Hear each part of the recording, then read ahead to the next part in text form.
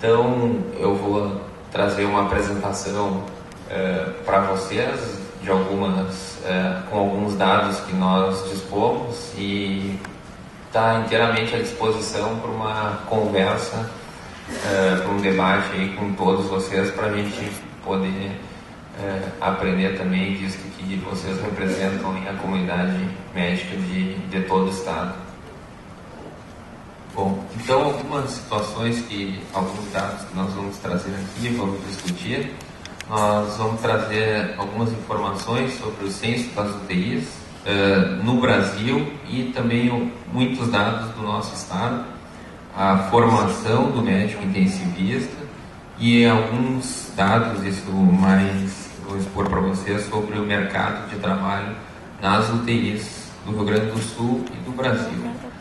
Então, esse censo das UTIs foi um censo feito em 2010 em todas as UTIs do Brasil, com dados também do Ministério da Saúde, que a AMIB buscou ativamente a conferência desses dados na Associação de Medicina Intensiva, fez uma pesquisa ativa nas UTIs para ver qual era a situação da medicina intensiva, o objetivo de ver no país inteiro.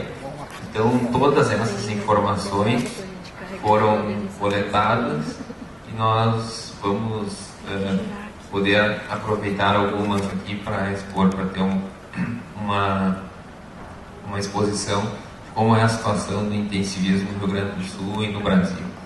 Então, aqui no Brasil, nesse momento, em 2010, estavam sendo contabilizados 25 mil leitos de UTI, distribuídas em 2.300 unidades de tratamento intensivo.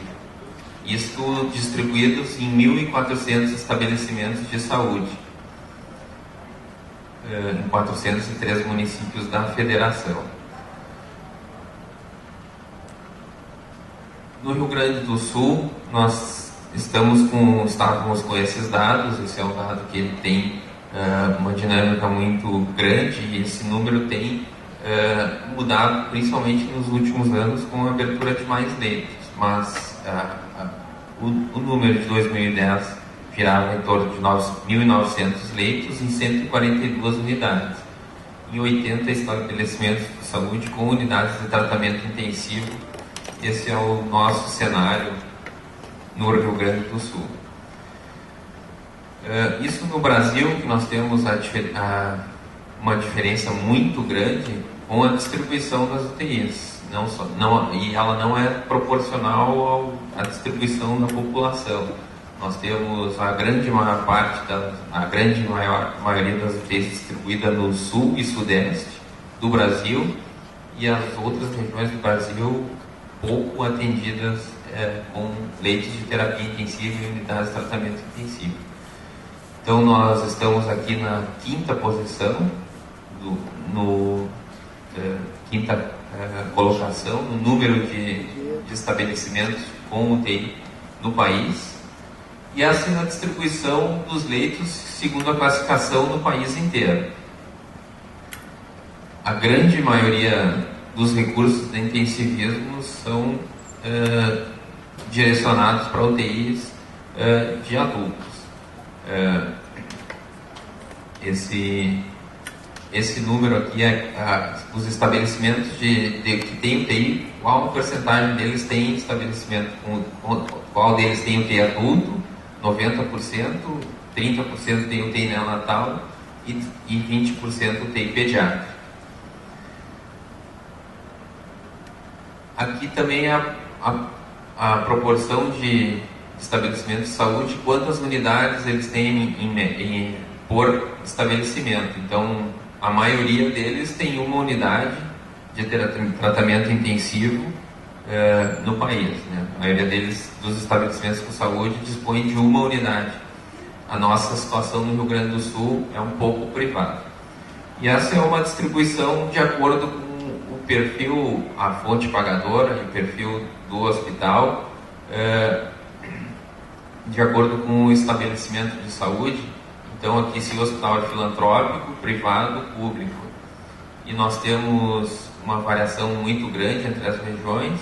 E na região sul, que caracteriza isso se mantém essa proporção no nosso estado, um percentual proporcionalmente aos outros estados, com um percentual maior dos hospitais filantrópicos, das UTIs em entidades filantrópicas, representando uma porcentagem bastante grande. Isto, de acordo com o tamanho da instituição, se tem uma, duas ou três ou quatro unidades, também varia um pouco o perfil. A maioria, isso chama a atenção que os hospitais filantrópicos tendem a ter mais centros de tratamento intensivo. O censo mostrou. Isso é bastante interessante, é um dado que não... A literatura em todo o mundo, os tamanhos das unidades eles variam muito, mas no nosso país ele fica na média de em torno de 5 a 10 leitos. Isso é extremamente justificável, porque uma UTI menor do que 8 a 7 leitos, ela é uma UTI que ela não consegue se sustentar. Ela é uma UTI que precisa de um recurso muito grande e com menos de 6 a 7 leitos, ela não vai se tornar viável administrativamente. E uma pequena percentagem a maioria dos hospitais, então, utiliza basicamente, até por regulamentação legal, que o pagamento dos profissionais também interfere nisso, múltiplos de 10 para fazer a constituição das suas unidades de tratamento intensivo. Mas a grande maioria fica em torno de 10 leitos, o perfil das nossas UTIs no nosso país. Aqui também, então, mostrando que as unidades maiores tem mais em hospitais filantrópicos e privados, e públicos têm geralmente unidades menores. Então, essa é a distribuição dos leitos de UTI no nosso país, de acordo com o perfil do público a ser atendido. Grande maioria UTI adulto, seguido de UTI neonatal e depois UTI infantil. Essas UTIs podem ser classificadas em UTIs especializadas ou UTIs mistas. Nós temos a maior parte dessas unidades trabalham com pacientes mistos, clínicos, cirúrgicos, cardíacos, trauma, e temos poucas unidades especializadas como queimados, cirúrgicas, UTI só clínica, e algumas dessas mistas atendem a população, os doentes em muitos lugares do Brasil, os doentes adultos e os doentes pediátricos também.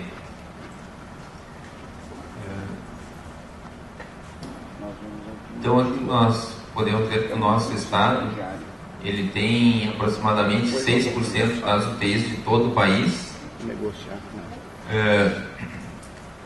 E não só no nosso estado, mas aqui em todo o Brasil, a percentagem maior de serviço privado, em hospitais privados, e a grande maioria entre privado e filantrópico. Então, muitos hospitais têm várias fontes pagadoras, então a distribuição das unidades segundo a quem está pagando a conta do doente. Aqui a maioria ainda segue privado, misto, que são unidades que atendem SUS e a saúde complementar e privada. Isso chama a atenção que, de acordo com as unidades especializadas, as unidades coronarianas têm maior percentagem de doentes, a maior percentual de unidades coronarianas em comparação às outras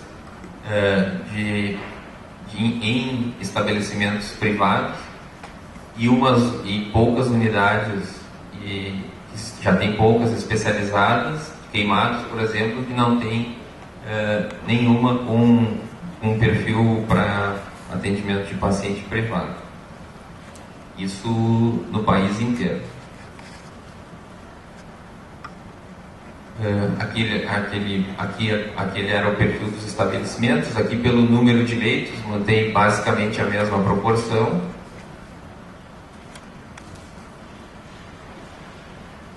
E aqui nós, apesar de termos um pouco menos percentualmente de unidades de terapia intensiva, em número de leitos, nós aumentamos a proporção, porque o nosso estado tem unidades tradicionalmente maiores do que nos outros estados. E também uma média relativamente grande, em comparação aos outros estados, de unidades de terapia intensiva por estabelecimento de saúde, por hospital. E também uma média grande de leitos por hospital.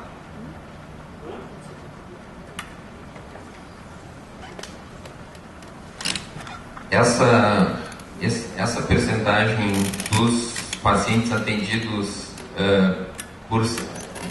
com leitos disponibilizados para o setor privado, ela é bastante interessante, visto que tem alguns dados recentes mostrados em pesquisa que a população brasileira é uma pequena percentagem que possui plano de saúde ou outras alternativas de tratamento que não o sistema público. Então, uma pesquisa de janeiro de 2012, mais de 60% da população usa somente o serviço público. Esses dados, não tem essa informação precisa. No Rio Grande do Sul, ela tem um pouco maior de percentual de saúde complementar, mas não chega a 50%. Então, essa distribuição gera alguns problemas, né? Com distribuição bastante grande de leitos em UTIs privadas, mistas e menos no SUS. Segue também o que se gasta em saúde, né? Aqui é um dado de 2008, mostrando que o total de gasto público em saúde era inferior ao total de gasto privado na saúde do nosso país. Então isso leva, claro, menos possibilidade de recurso em terapia intensiva também. E nós temos recentemente um levantamento do CFF mostrando que muitos leitos de terapia intensiva, muitos leitos do SUS, do Sistema Único Público, foram desativados, e no nosso estado isso também aconteceu. E isso com leitos de terapia intensiva também. E qual é o número ideal de leitos de terapia intensiva? Isso varia muito no mundo inteiro. A proporção de leitos por população ela é extremamente variável. Tem países que têm um número extremamente pequeno e tem países que têm um número proporcionalmente maior. Nós temos uma regulamentação de 2002 do Ministério da Saúde sugerindo 2,5 a 3 leitos de hospital para cada 1.000 habitantes, de 4 a 10% do total de leitos de UTI, fazendo essa correspondência de 1 a 3 leitos de UTI para cada 10.000 de população, 10.000 habitantes. Então, dividido por região, nós temos essa proporção no nosso país, com Sul e Sudeste sendo as melhores regiões, ainda com distribuição de leitos por população, bem diferente de Nordeste e Norte, com uma média no Brasil de 1,3. Isso colocando por estado, o Rio Grande do Sul fica na média, dentro da linha verde, conforme a cobertura da portaria, mas isso nós sabemos que não é suficiente. Não está sendo suficiente no nosso momento. E aqui um mapa um pouco mais detalhado, talvez deve ser um pouco mais confuso de entender, mas nós aqui focando no nosso estado, por região, a distribuição conforme as UTIs. Então, as UTIs são classificadas pelo Sistema Único de Saúde em 1, 2 e 3. A 1 praticamente ela não existe mais, no nosso estado não existe mais, ela nem poderia ser praticamente classificada como UTI. UTI tipo 2 com grau de cuidado intermediário e UTI tipo 3 com um grau de cuidado de excelência avançado. Então, se nós formos procurarmos a UTIs neonatais, neonatais, então em verde, pediátrica, em verde mais claro, e UTI adulto, tipo 3, que é azul claro, nós encontramos essas UTIs praticamente focadas, distribuídas na região metropolitana. Não há, isso gerando uma inequidade bastante interessante aqui para ser demonstrada na disponibilização dos leitos de terapia intensiva com os melhores recursos. Então, esses são dados de 2008, mostrando que essas UTIs tipo 3 estão concentradas na região metropolitana. Algumas unidades tipo 2, pediátricas, neonatais e adultos, elas têm a possibilidade nas outras regiões. Mas isto também conforme o número de leitos de UTI. Aqui aqui é o mapa de todas as UTIs, mostrando então que basicamente as UTIs tipo 3 de alta complexidade estão ainda muito concentradas na região metropolitana. Tem se trabalhado para mudar esse cenário. Aqui são dados de 2006, mostrando a disponibilidade, de acordo com a Academia Americana de Pediatria, de leitos de UTI neonatal. O que é preciso de leitos de UTI neonatal e o que tem disponível no Rio Grande do Sul. Então, o que é o leito calculado como necessário e o número de leitos disponíveis. Então, o único que tinha essa soma, essa diferença em favor dos leitos disponíveis era a região metropolitana. Todas as demais regiões do estado ficavam com leitos de disponibilização para UTI neonatal muito com quantidade inferior ao recomendado pela Academia Americana de Pediatria. Isto também acaba refletindo na disposição dos intensivistas no estado. Aqui são os nossos médicos, enfermeiros, fisioterapeutas cadastrados na sociedade de terapia intensiva, mostrando que eles estão extremamente concentrados na capital e uma pequena percentagem no interior. O que leva a essa concentração? São vários fatores. As UTIs, a maioria dos centros formadores dos nossos profissionais estão concentrados na região metropolitana. Felizmente tem surgido novos centros formadores, já está estabelecido em Santa Maria e Pelotas, de adulto, e Passo Fundo está fazendo essa formação, ou planejando formação de intensivistas também. Isso é bastante difícil. O profissional está com uma UTI terciária, com todos os recursos disponíveis, com todos os profissionais, seus colegas capacitados, enfermeiros capacitados, fisioterapeutas. Ele vai trabalhar em uma unidade que a equipe que tem um nível de conhecimento um pouco diferente do dele, ele não tem os recursos tecnológicos que ele aprendeu a fazer a medicina, não tem a equipe totalmente treinada, uma enfermeira treinada para fazer uma mobilização, um atendimento, um cuidado, uma reanimação num paciente criticamente doente, um fisioterapeuta capacitado, uma enfermeira que precise mobilizar um recém-nascido, que consiga mobilizar sem tirar o tubo fora da garganta e levar um efeito adverso mais grave, e muitos profissionais, entre esses fatores, um dos fatores são esses citados, a maioria dos profissionais não tem o perfil ou não tem a motivação necessária para ir para uma UTI com essas condições. Eles acabam ficando nas que a gente até acha que a gente até brinca entre nossos colegas, que é uma zona de trabalho mais confortável, e é mesmo, mas é uma zona que a maioria dos profissionais prefere trabalhar, que é na região metropolitana. E o que tem de determinação legal, de resolução para cumprimento, para estabelecimentos de saúde com UTI?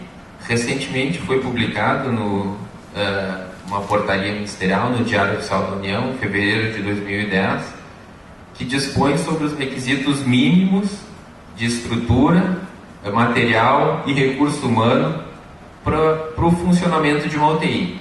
Essa resolução, ao contrário da portaria anterior do SUS, que não foi extinta, regulava somente as UTIs públicas. Essa resolução regula também todas as UTIs, públicas e privadas. Ela tem uma disposição transitória que, para os recursos materiais, tinha um prazo de 180 dias, então já foi o prazo para cumprir. Mas para os cumprimentos dos artigos 13, 14 e 15, que basicamente são recursos humanos, eles tinham um prazo de 3 anos para se estabelecer. Esse prazo ele finda agora em fevereiro de 2013, quando completa 3 anos da RDC 7, que é a base legal de condições de funcionamento mínimo das unidades de tratamento intensivo no nosso país. Então, basicamente sobre recurso humano, tem toda de recursos materiais, tem toda uma lista mínima de materiais, mas de recurso humano, obrigatoriamente tem que ser um responsável técnico médico, um enfermeiro coordenador e um fisioterapeuta coordenador. O responsável técnico médico deve ser especialista em medicina intensiva, seja ela adulto, pediátrica ou neonatologia. Para funcionamento mínimo de uma unidade de tratamento intensivo, além de estar o médico disponível exclusivamente para a unidade, tem algumas estruturas mínimas da equipe, sendo necessário, pelo menos, além de um médico plantonista para cada 10 leitos, um médico rotineiro, que é o médico que faz o acompanhamento horizontal e determina as principais condutas dos doentes, para cada 10 leitos também. Então, médicos plantonistas, o médico coordenador e o médico diarista e rotineiro, que essa é uma exigência da RDC, e os trabalhos mostram que o cuidado com o segmento dos pacientes com intensivista habilitado, ele tem melhor chance de ter um resultado positivo com um doente grave. Aqui também tem as determinações de enfermeiros, fisioterapeutas, técnicos de enfermagem. Recentemente, por determinação, teve uma forte reação dos setores dos hospitais, das entidades dos hospitais, principalmente vinculadas às Santa Casas, e foi mudada essa resolução com a necessidade de enfermeiro de 1 para 10. Então foi alterada esse texto somente. O que nos preocupa bastante a qualidade, não só a quantidade de médicos necessários para ter um bom atendimento, mas a qualidade desse trabalho. Os médicos muitas vezes têm um trabalho que são durante muitas horas seguidas e ininterruptas, e isso aqui eu trago uma ilustração porque foi um questionamento e nós estamos vendo isso cada vez mais frequente.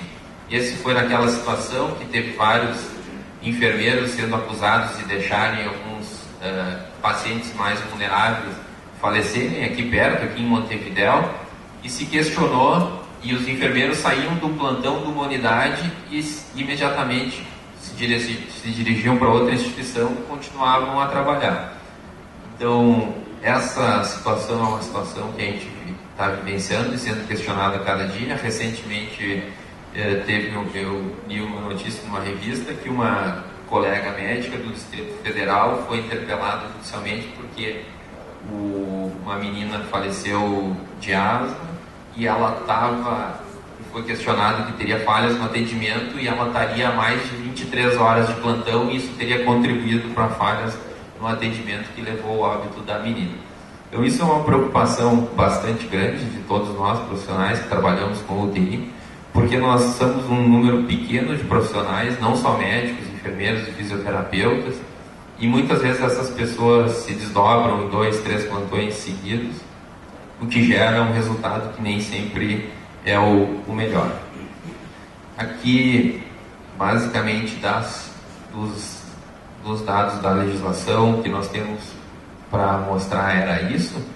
E só para dizer o que nós estamos fazendo de atividade, o nosso quadro funcional da sociedade, atualmente ele tem se mantido em torno de 400 sócios efetivos,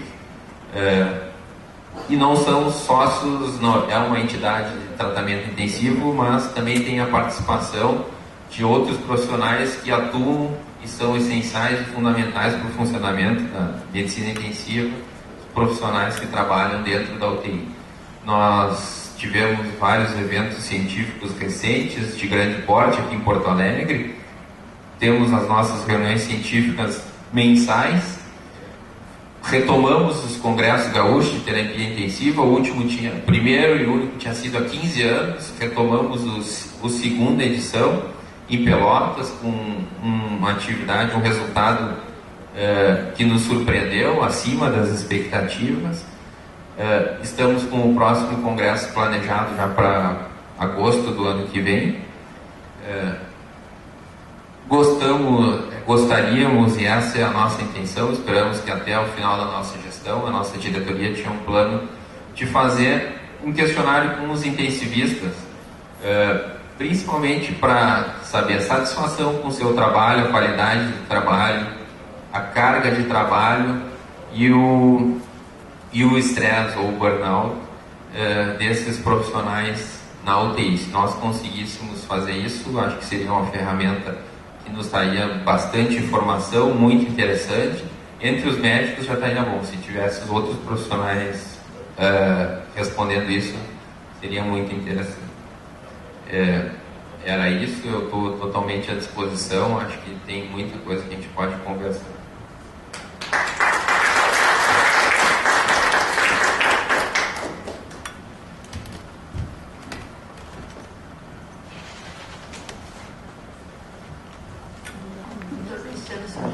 Uma mesa aqui, começamos então os debates. Vamos pegar escrito aqui, já vamos anotar. Doutor Bruno, tenha bondade.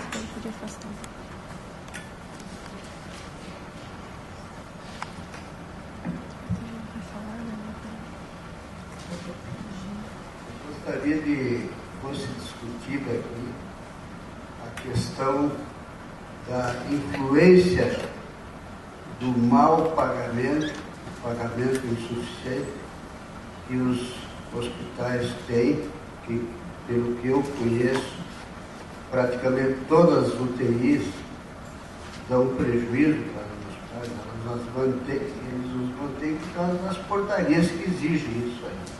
Só que o Estado, a União, faz portarias, mas não permite que os hospitais tenham pelo menos um superávit para poder melhorar as instituições. Eu acho que essa é uma questão fundamental que tem que ser discutida.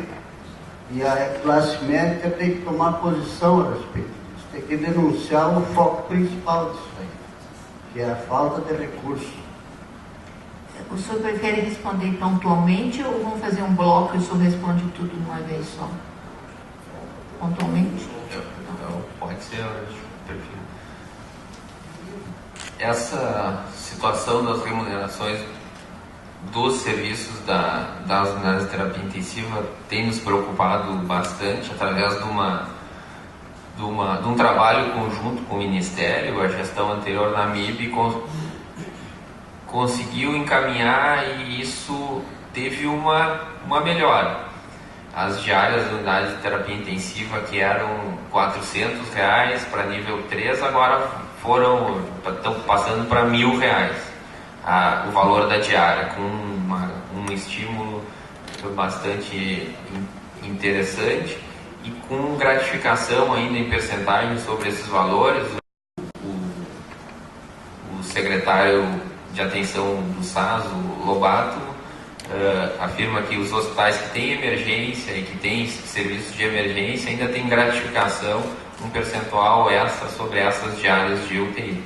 Mas sem dúvida, isso para o funcionamento, a UTI ela consome um recurso extremamente grande no hospital.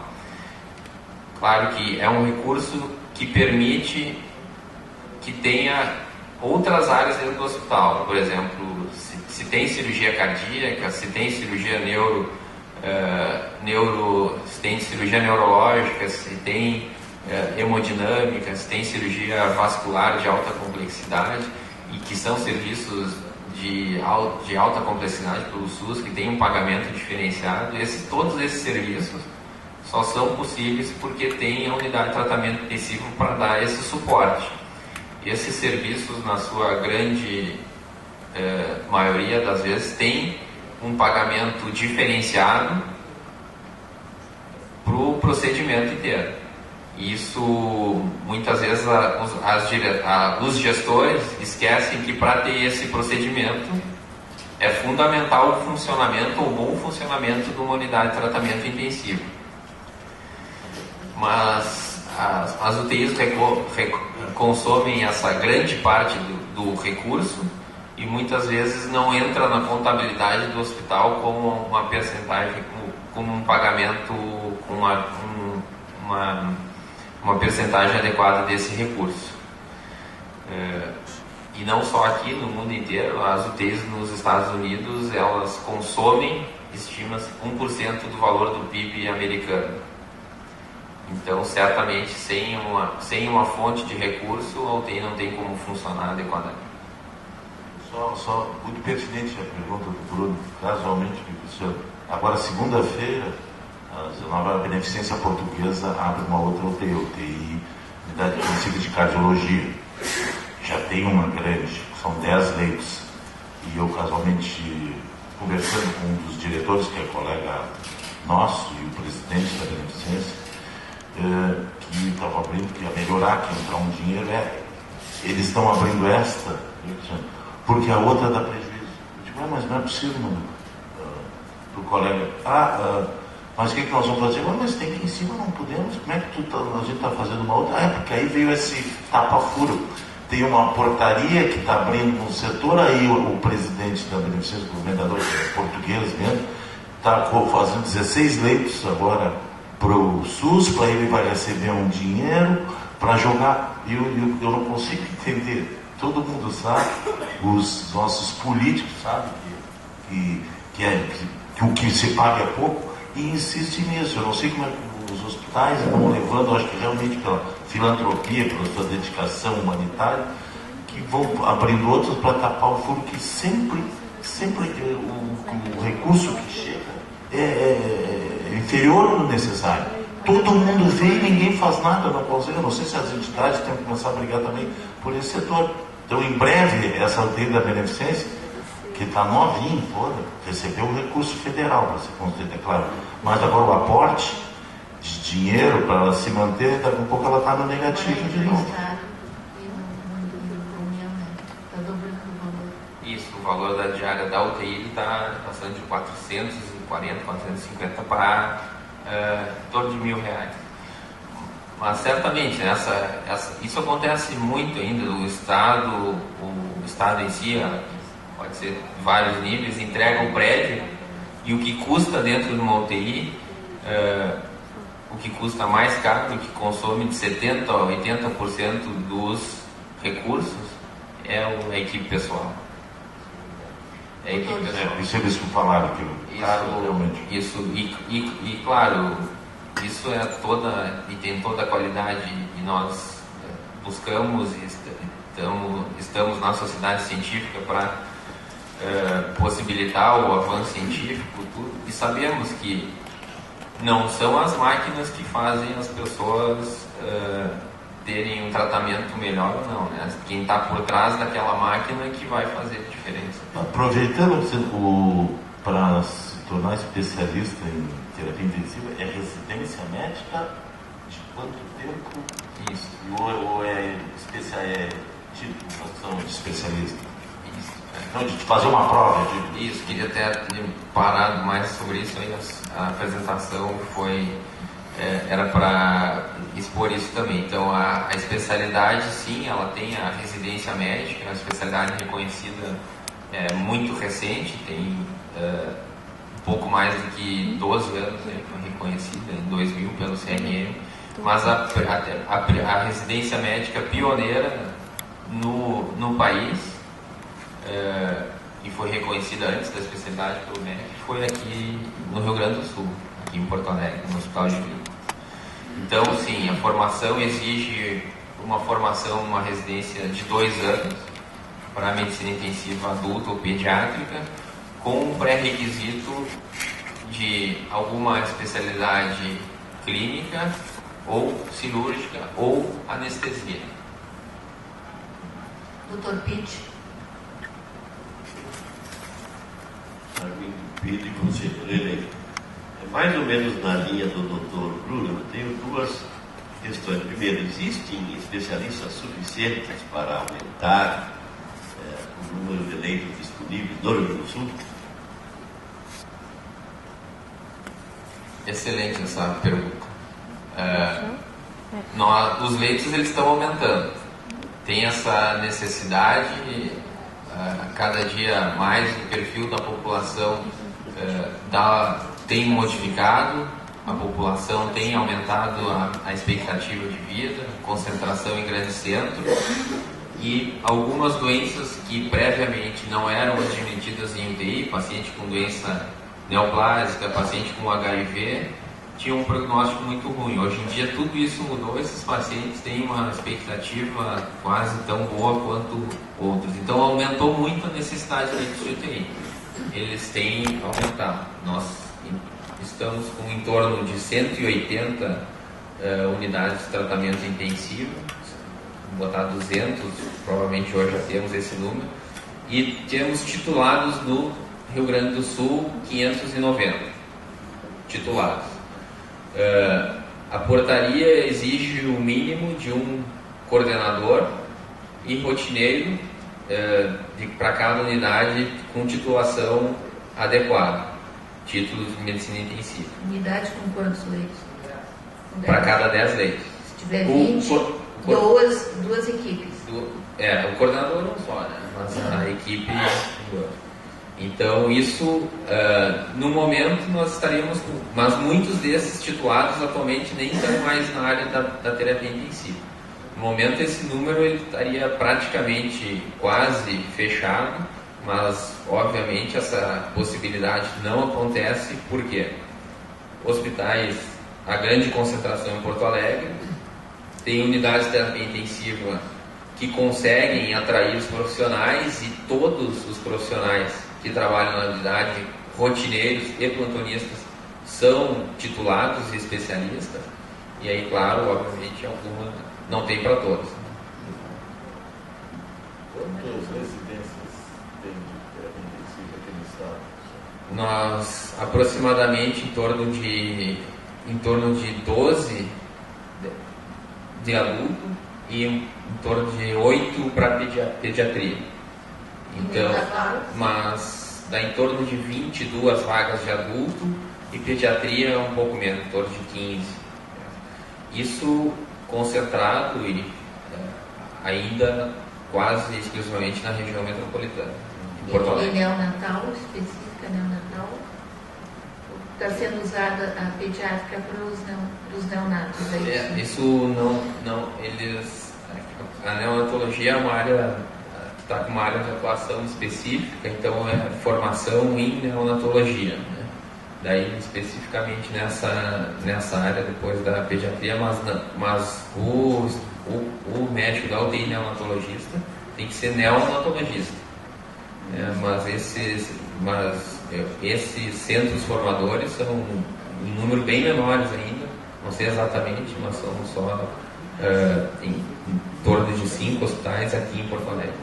E se aumentar o número de residentes, não melhora isso? Tem mais vaga para formar mais profissionais? É complicado. Recentemente, por essa demanda de todo o Brasil, teve um incentivo do MEC, foram bater na porta dos hospitais pedindo para abrir mais vaga.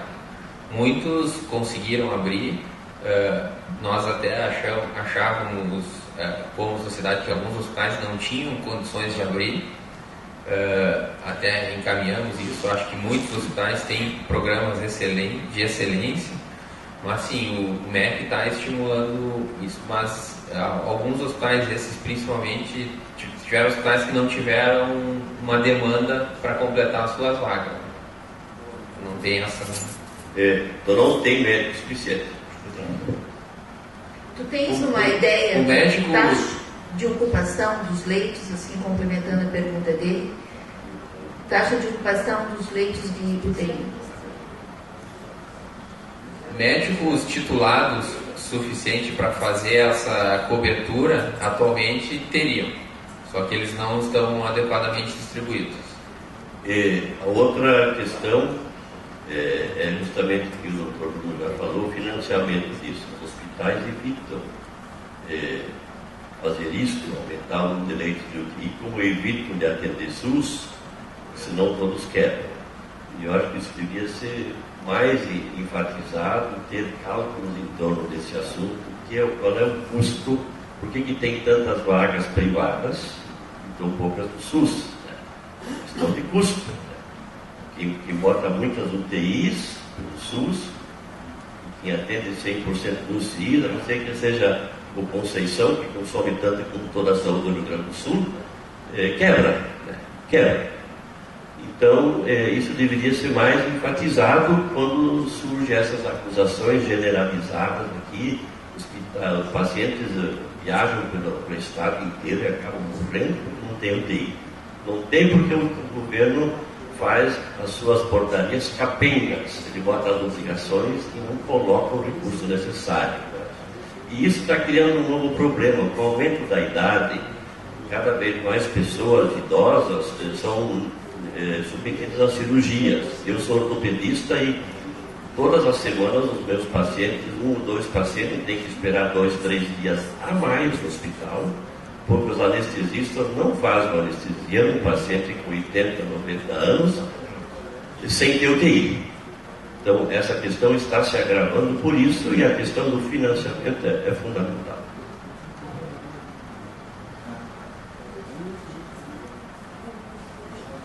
Doutor Pitcher, acho que foram bem pertinentes as colocações, muito adequadas.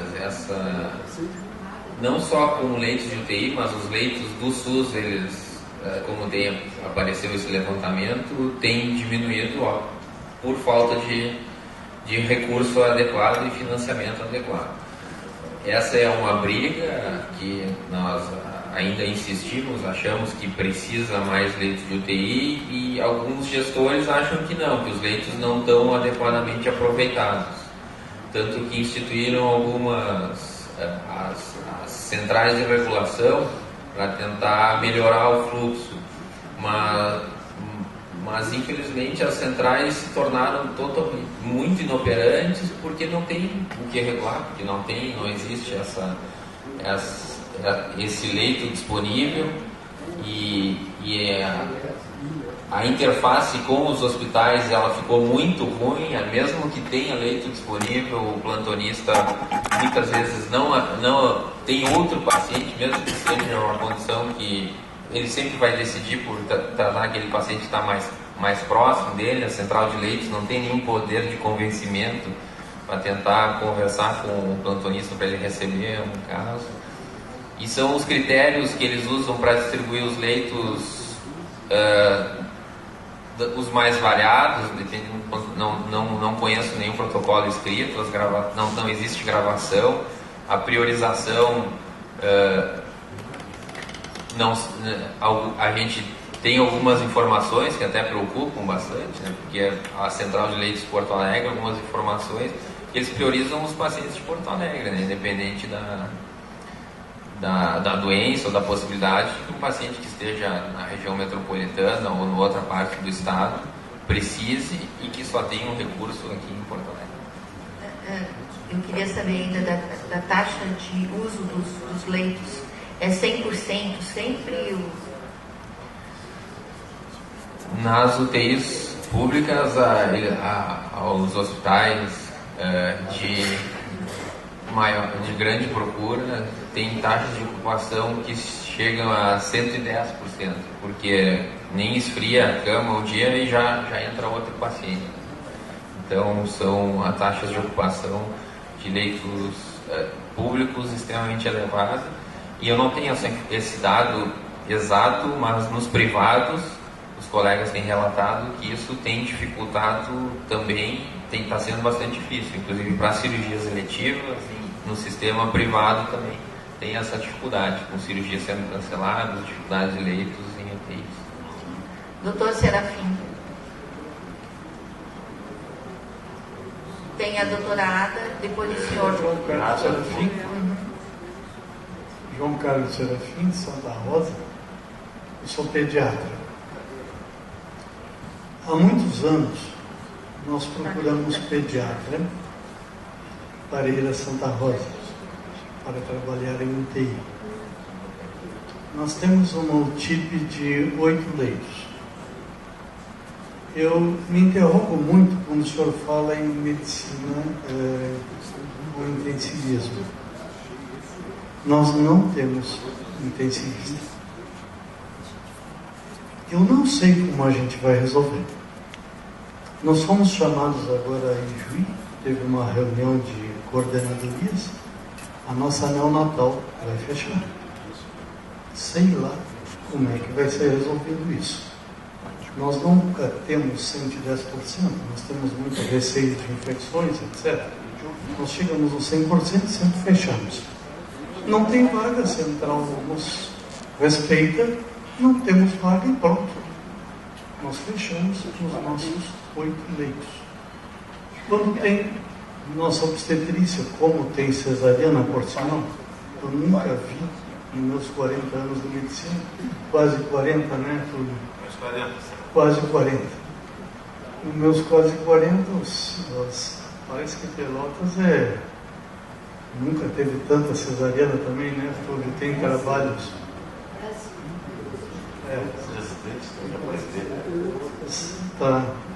Tem trabalhos a respeito. E parece que a cesariana está sendo bastante batalhada. Tem trabalhos a respeito no Brasil inteiro. Fala a doutora aqui atrás. E isso me preocupa bastante, sabe? Com o senhor falando isso e escrevendo isso ali no quadro, que é necessário agora título de medicina intensiva. Eu não tenho. Sabe? Como vai ser resolvido isso? Eu não sei, doutor. É uma questão só, eu queria falar isso, a esse respeito. Acho que vai ter que ter um tempo para se adequar, né? O doutor já falou até fevereiro.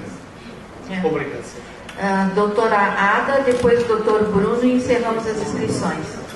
Ada Ferreira, conselheira eleita. Doutor Cristiano, eu sou de Pelotas e num raio de 60 quilômetros nós temos 3 universidades e 3 HU. E o que acontece? Não tem UTI pediátrica suficiente para os bebês, está todos os dias na mídia, bebê morrendo, sendo transferido para não sei aonde por métodos inadequados. E eu lhe pergunto, abriu uma UTI pediátrica em Canguçu, e que foi fechada 2 ou 3 meses depois porque todos os bebês morreram, quase todos, porque não tinha médico no número suficiente. Então, quais são os critérios para permitirem abrir uma UTI, seja adulto pediátrica, se não preenche os requisitos da portaria? Como é que deixam investir todo aquele dinheiro em aparelhagem sem ter a parte humana da UTI. Isso tinha que ser obrigatório, não pode abrir só porque tem instalação física. É um desperdício de recursos, está lá fechado porque nenhum médico vem para lá. Então, quem é que libera essas UTIs sem a parte humana?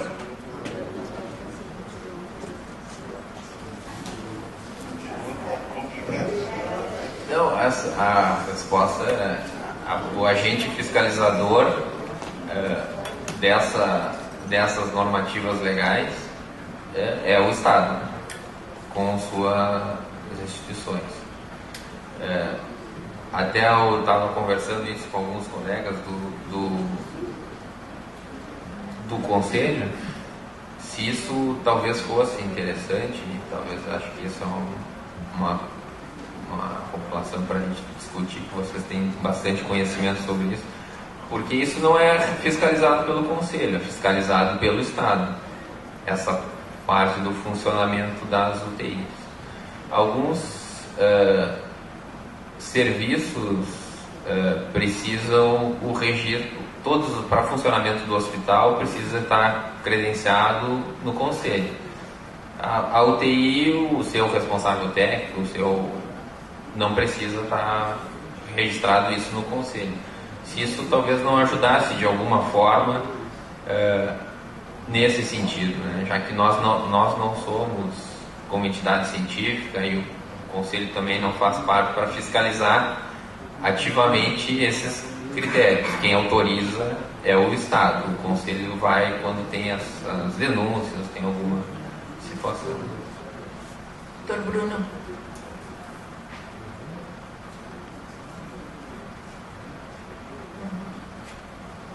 Bruno Vaz, representante nato. Eu acho que chegou a hora da classe médica se mobilizar e ir para a imprensa. Eu acho que isso aí é ridículo ter que aceitar esse tipo. Tem meia dúzia de idiotas colocados nesses cargos que fiscalizam a medicina, mas o principal nunca é denunciado. A gente está cansado de saber que o nosso país, a política ideológica que reina no Ministério da Saúde, tende a extinguir a existência do pediatra no Brasil. Eles acham que o clínico geral pode atender as crianças. O fundamento de tudo isso é esse. Não tem mais ninguém interessado, ou poucos interessados em ser pediatra no país, porque o Estado não tem pediatra insuficiente. Nem as vagas existentes de residência são preenchidas. É uma especialidade em extinção por razões provavelmente ideológicas, né? Daquela história do clínico geral que pode fazer tudo, como é na Inglaterra, onde tem 200 anos de tradição médico-social em cima do clínico geral, que tem um currículo mais longo possível. E no Brasil querem imitar isso aí. Isso é impossível de ser imitado.